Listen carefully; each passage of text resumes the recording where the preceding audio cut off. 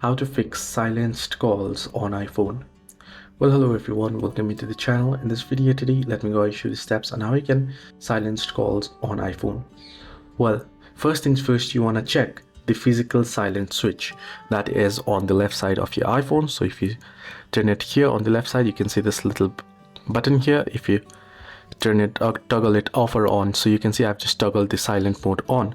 So if I turn it back off, you want to check if you have enabled it, and you want to turn it off if you have enabled it. The second is the volume button.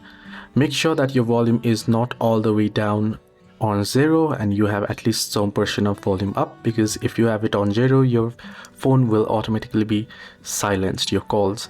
Similarly, scroll down your notification panel from the right hand side of your iPhone at the top right, and then you can see do not disturb mode. You want to tap on it and you want to make sure that not any mode of it is enabled, as it can silence the notifications.